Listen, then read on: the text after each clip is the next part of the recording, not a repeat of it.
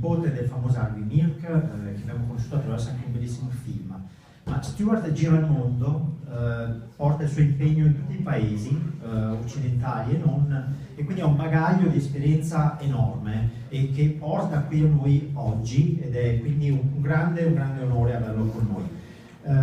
Stuart si esprimerà appunto in inglese, proviamo a non usare l'interprete, ok? Stuart parla lentamente in modo molto chiaro. Se ci fossero dei problemi poi avremo comunque anche l'aiuto di Andrea e quindi potremo anche tradurre al momento l'intervento di Stuart. Va bene?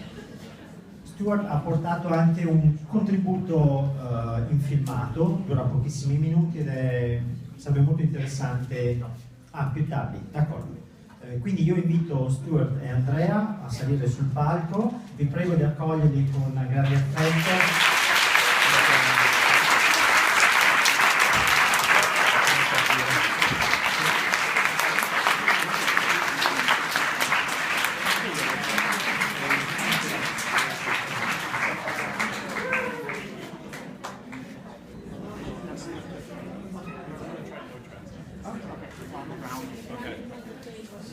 Thank you, by the way, for welcoming me and for coming and for, I was really so impressed by the critical thinking that you guys both did in your video project and also in the transgender project. So first I just want to thank a couple people.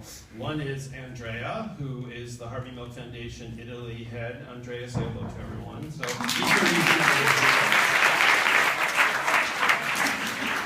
Mattia from Arcigay Vicenza, and Christine, and of course your amazing headmaster here at the school, Maria. I love going to a school where someone says, well, if the microphone works, maybe the conservatives were behind it. President Obama would like that. I just wanted to, I'm going to show a very short clip of what the president said about my uncle Harvey Milk. But before I do that, I had a couple of comments that I wanted to share. Well, number one, with the last presentation. By the way, if someone has trouble understanding me, maybe someone sitting next to you can help with the translation. But I understood that you all speak very good English. Is that correct? So interestingly enough, the transgender community, the challenges globally, is not female to male. It's male to female. We have a lot of very well-known activists in the United States and around the world who are female to male, and the average transgender person who identifies themselves, who was born female but identifies as male, actually their income level goes up, their acceptance goes up, and so it points to the question of sexism. So the biggest issue that the transgender community faces globally is male to female, because society views that as going down. So it really is a very important thing to think about how we treat women and how we respect women and how we see women. So I just wanted to point out when the young lady said that she was kind of not noticed, it might just be that you weren't a good transition to a man, but it could also just be that people didn't see that as a bigger issue and more of a question than a man transferring to a woman. And I wanted to just point out a couple things on that you all talked about in your video. One of the interesting things going on right now globally is gay marriage. And so in 2004, my friend, the mayor of San Francisco, Gavin Newsom, called me and said, I'm going to start marrying gay couples. He had no legal right to do that. Neither the Constitution in California or the US Constitution did it. And I said to him, why are you doing it? Because we don't have protection in the United States as LGBT people in housing or employment. We had some states that did that, but for the most part we were unprotected. We were still discriminated against. We didn't have a national bill that included LGBT people against hate crime. And so the older activists like me were saying, we need that first. And it was young people, it was people like you who said, we want everything. We want the marriage. We don't care that we don't have the rest. We want to be able to have our love celebrated. So it was really young people who demanded this whole movement globally on gay marriage. So we want everything. We want our love celebrated. You know, you don't go to a tolerance ceremony. How many people have been to a marriage, period? Just a marriage. Been to a wedding ceremony? Any kind of wedding ceremony. So some of you have never been to a wedding ceremony. Never went, no one in your family's gotten married? Nessuno ha mai partecipato a un matrimonio, signore? Licei e quant'altro. Nessuno è mai andato a un matrimonio. So, I mean, most people have a good time at a wedding ceremony. It's a celebration. And so it really sets the bar much higher than tolerance. Now, I live in Florida, in the US. It's warm, and we have a lot of things called mosquitoes. So I go outside. I spend a lot of time outside because I like being outside, but I tolerate mosquitoes. Think about that. We don't want to tolerate other human beings. We want to celebrate other human beings. Humans are not mosquitoes. Think of it that way. You want to celebrate the people who are in your life, who are your neighbors, who are your family. So the biggest change that we've seen that gay marriage has presented is people are visible. And when people are visible, there is great acceptance and inclusion because we are known. There's the lies and the myths and the innuendos that people who are against diversity say get dropped down when you get to know people who have been told to you they're bad people or they're non-God-loved people. Once they're known to you, it's hard for people to lie about them. And so it's really the visibility that's changed things. And so that was my uncle's message, was being visible. So I'm going to play just 4 minutes of what the president said about my uncle on National American TV when he gave me, on behalf of for my uncle, the highest civil honor that you can get in the United States. But let me tell you again that it is when my uncle was running for public office, so this was what will seem like a very long time ago to you, but it was in the 1970s. It was illegal to be gay, bisexual, lesbian, or transgender, and it was considered a mental illness by the American Psychiatric and Psychological Association, and so nobody was talking about being gay, and my uncle went everywhere and talked about him being gay.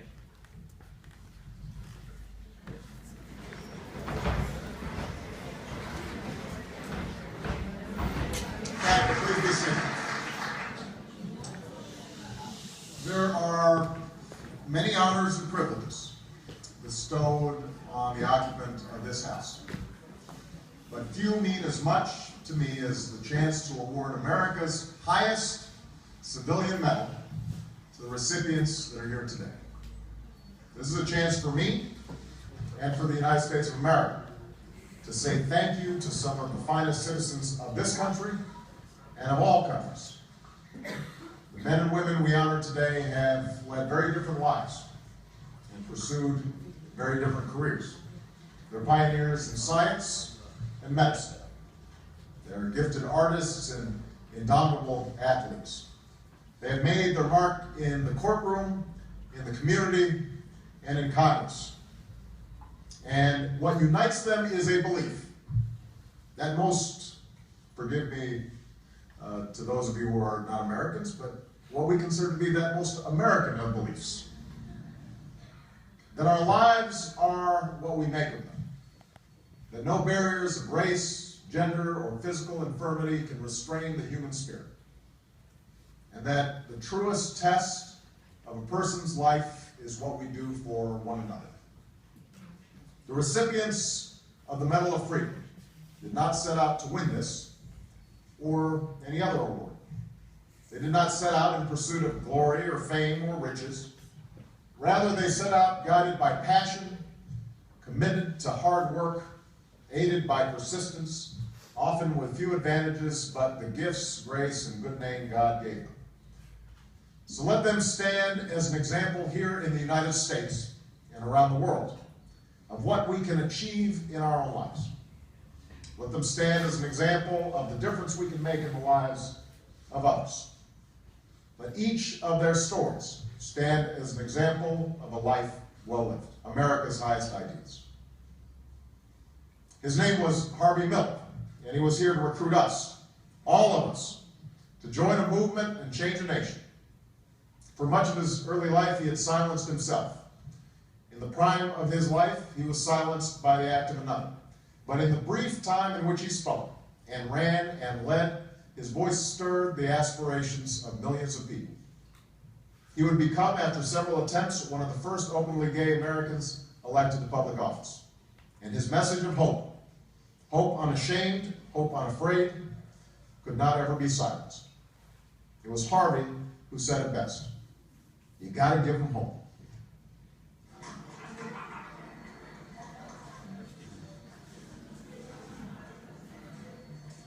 Stuart Milk, accepting on behalf of his uncle, Harvey Bernard Milk.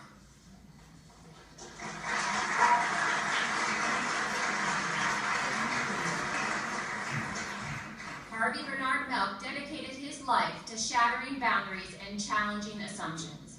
As one of the first openly gay elected officials in this country, he changed the landscape of opportunity for the nation's gay community. Throughout his life, he fought discrimination with visionary courage and conviction.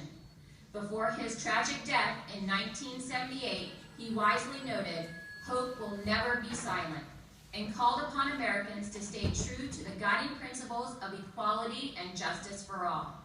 Harvey Milk's voice will forever echo in the hearts of all who carry forward his timeless message.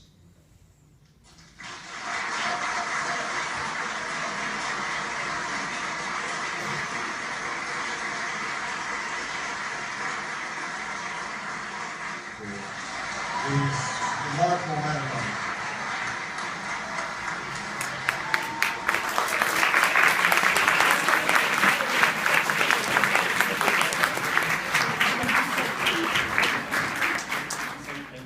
Please raise your hand if you don't understand that, and then we'll get some interpretation.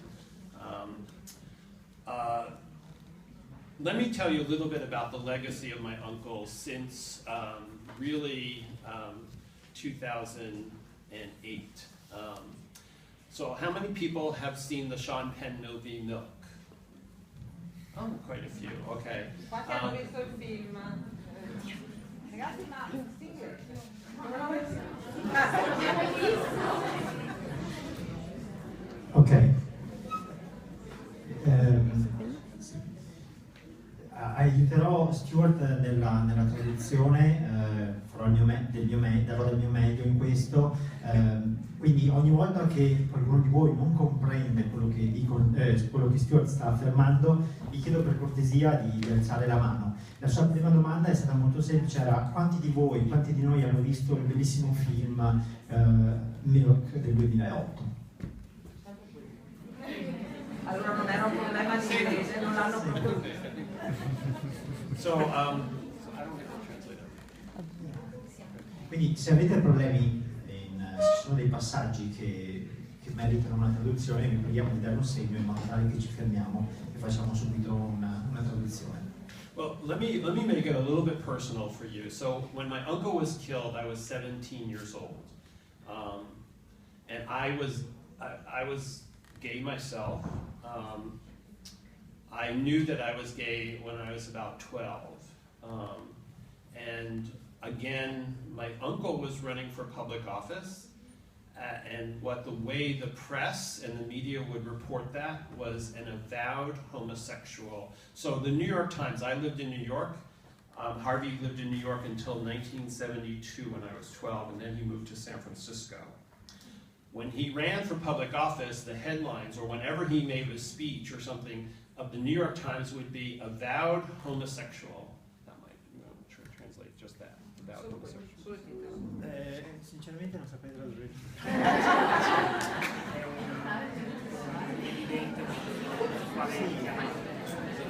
praticamente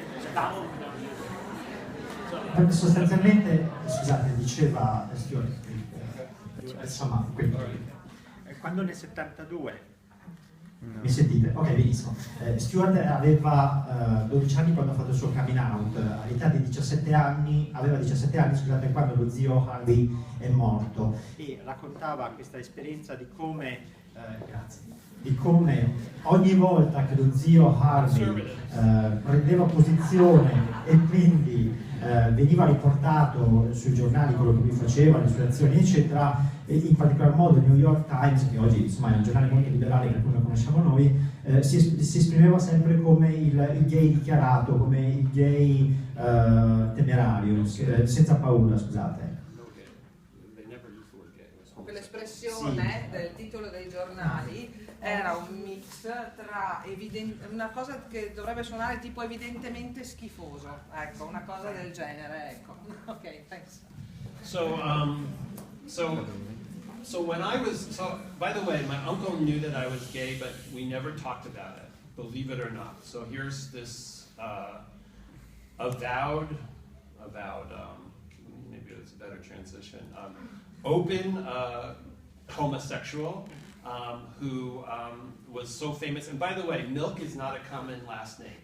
There's probably 5 people back then, all my family with the name Milk. So just think about being in school and your last name is Milk and you already feel different and people see you, you know, and they're like, are you like your uncle? So, and then of course I'm like, no, I'm not. And so my uncle, I told him that I felt different and he gave me a book. Called 7 Arrows. It's a great book if you ever want to learn about Native American tradition.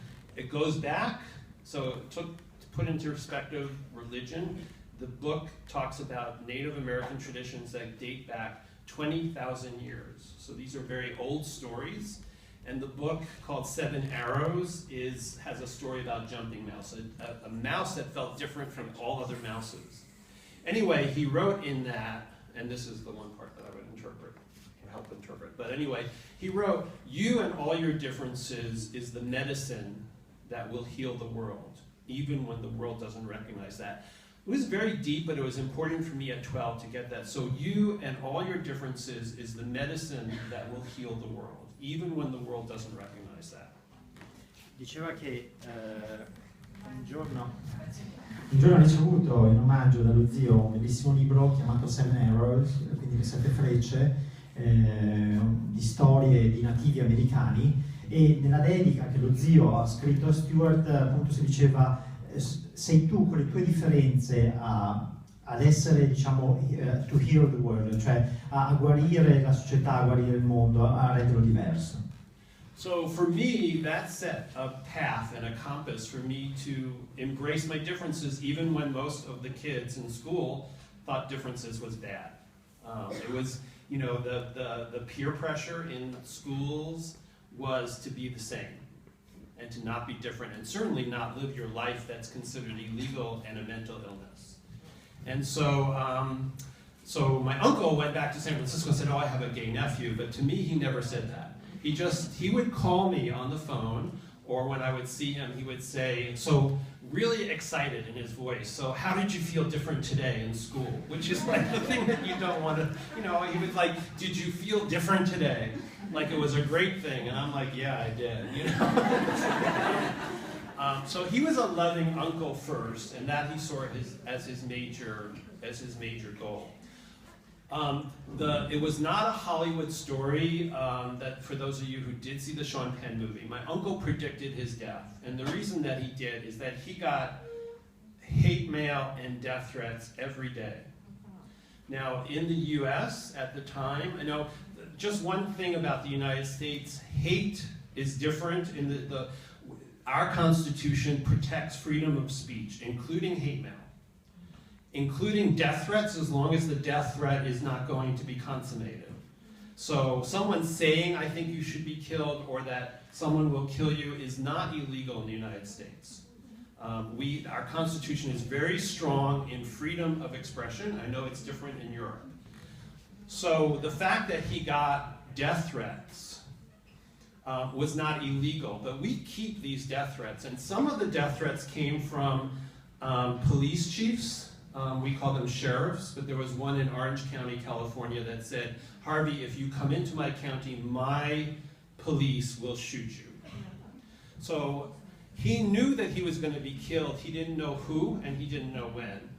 But he knew it was going to happen, which is why he made a recording that said, let the bullets that smash through my brain smash through every closet door.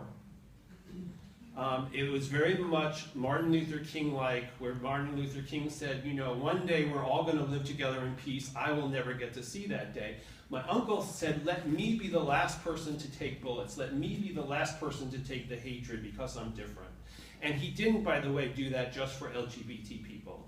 He included every other minority group. He said, no one should have to hide who they are authentically are. No one should have to put on a mask.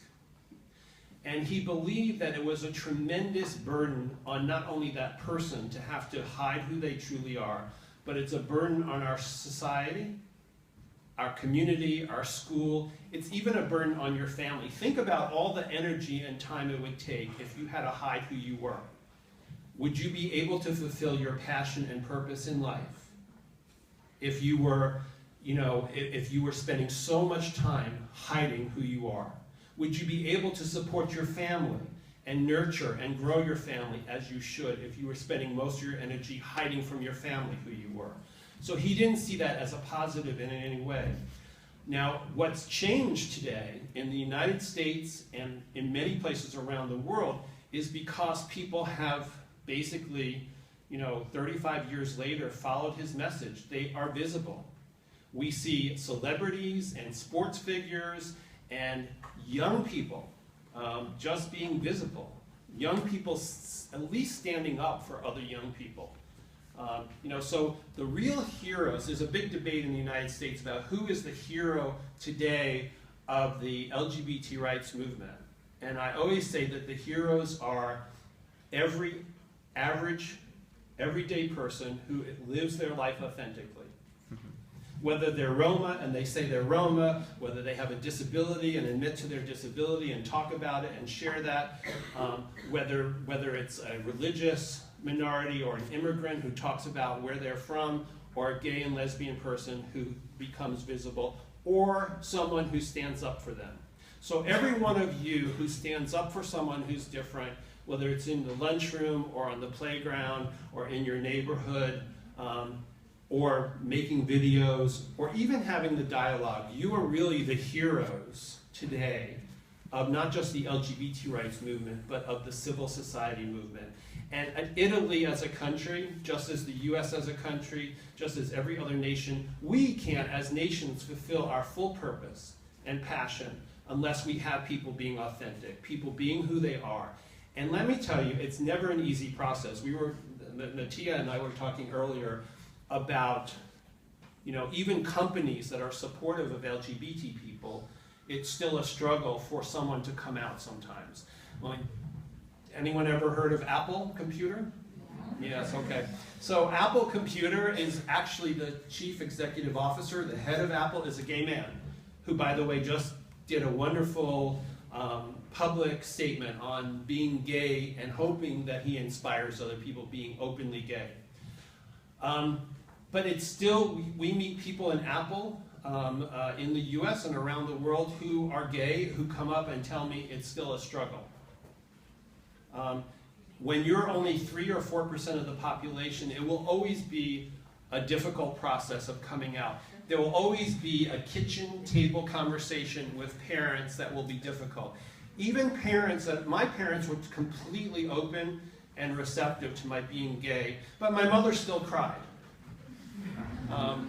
And I think they're okay. You're okay? Yes? Okay.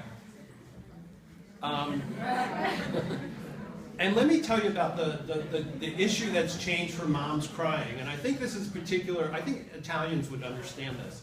So my mother cried not because I was gay, but because she thought my life would be harder.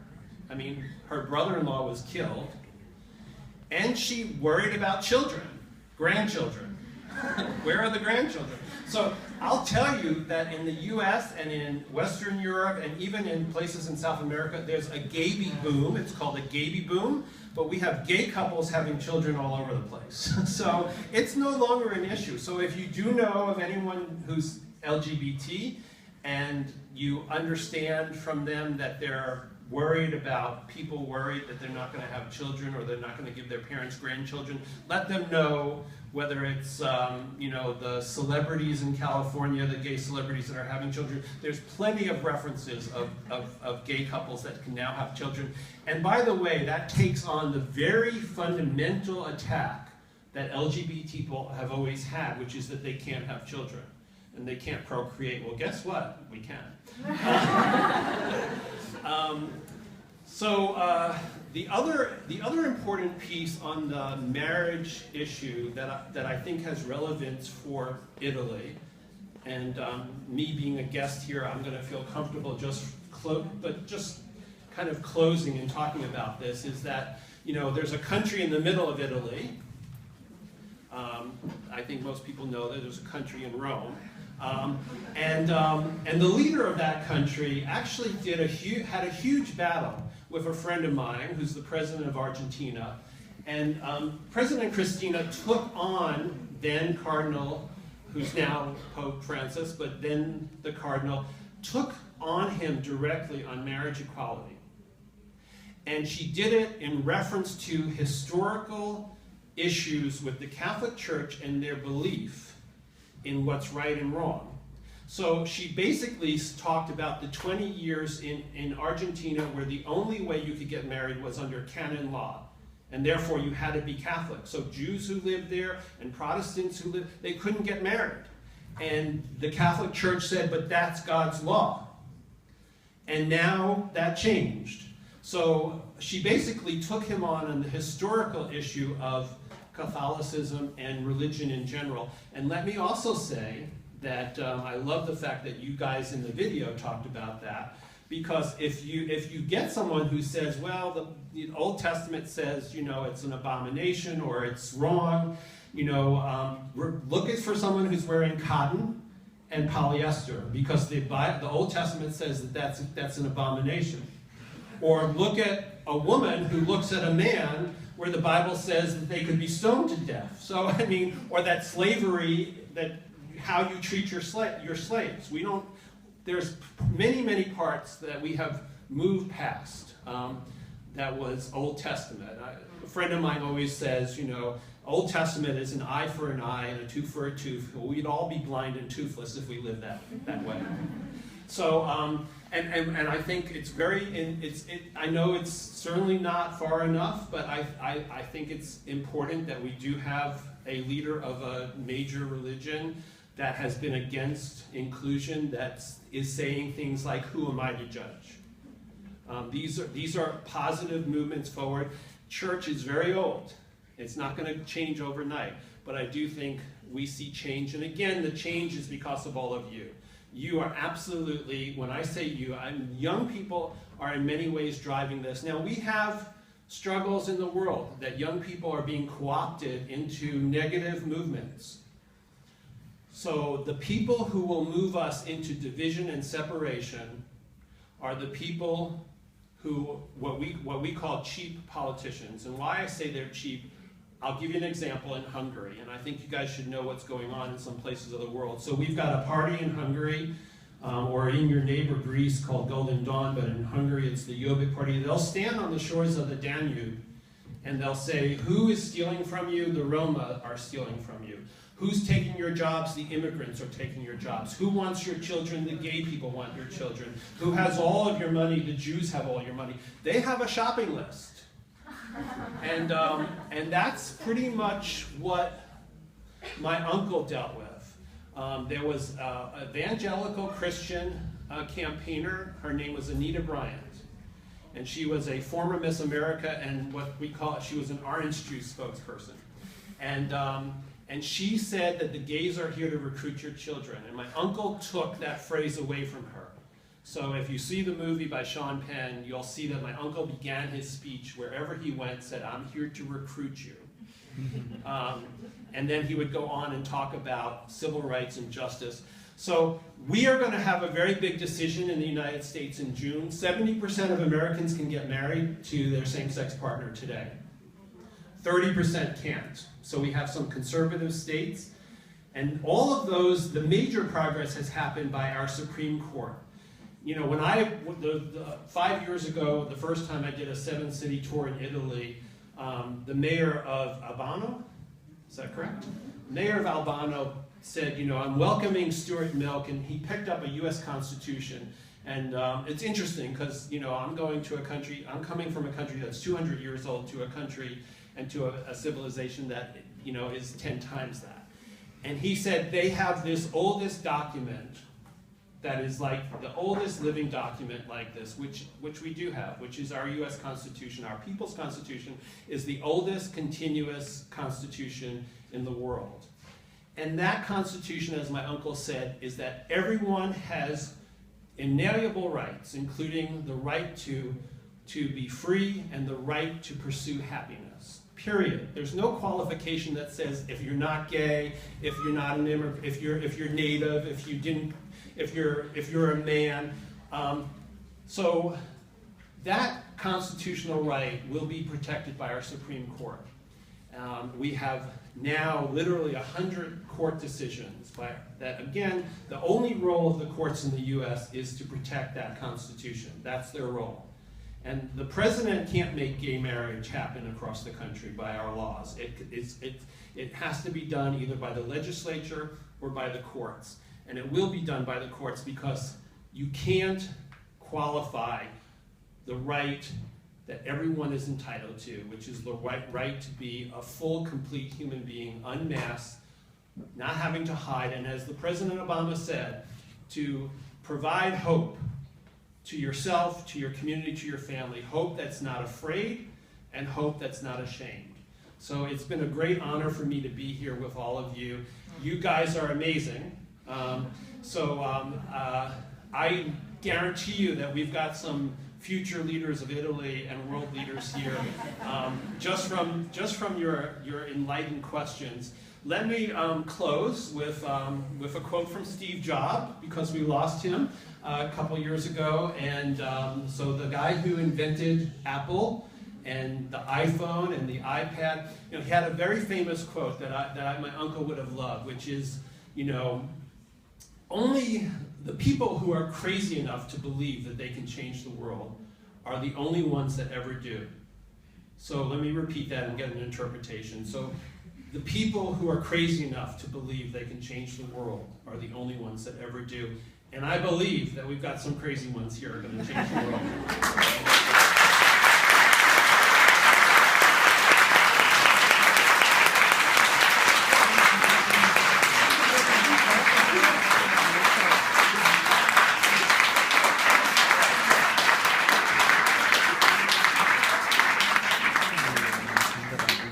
Stuart chiede qualora ce ne fosse bisogno di tradurre almeno l'ultima citazione che ha fatto, che è quella di Steve Jobs, il quale ha dichiarato che solamente le persone così pazze da credere a poter cambiare il mondo ci riusciranno, e quindi vorrebbe che questo messaggio portassimo con noi, insomma, come dono di questo bellissimo evento.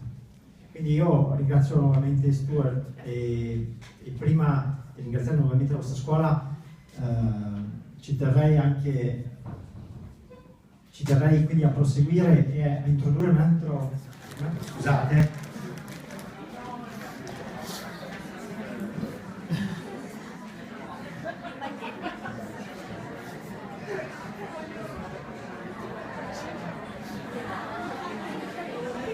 Vorrei regalare alle due scuole la maglietta di Arcigay come souvenir di questo bellissimo incontro, e vi ringrazio ancora per la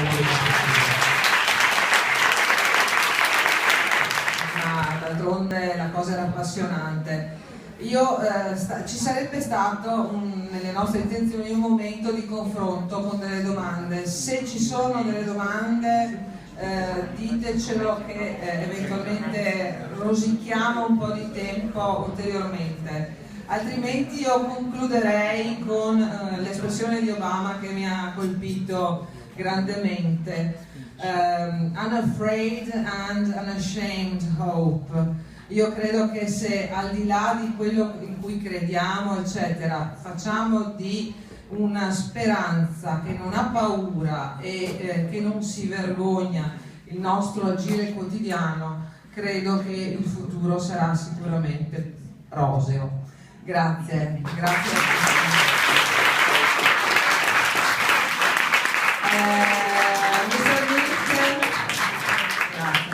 Mr. Milk voleva consegnare qualcosa agli studenti, quindi lo invito ancora sul palco. Thanks, Mr. Milk. Okay, so just, I usually bring a couple more things to give out, but we just had the president lent me the White House and many of the nation's leaders to issue a stamp for my uncle, a postage stamp. It's very big in the United States. That little corner of an envelope is very important.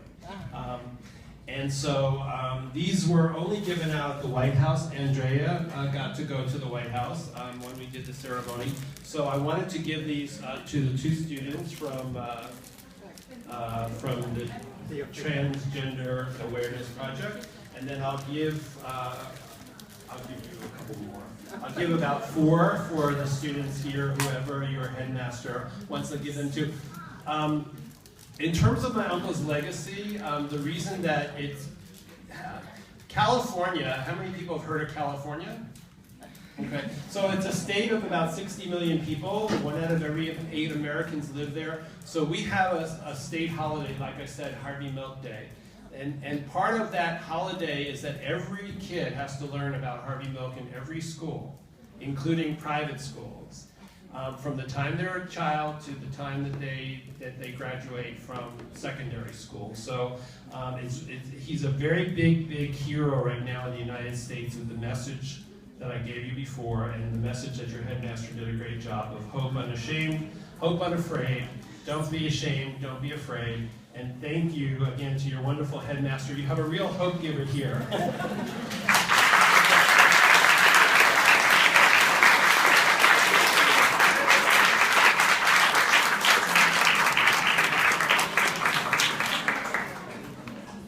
Grazie a tutti.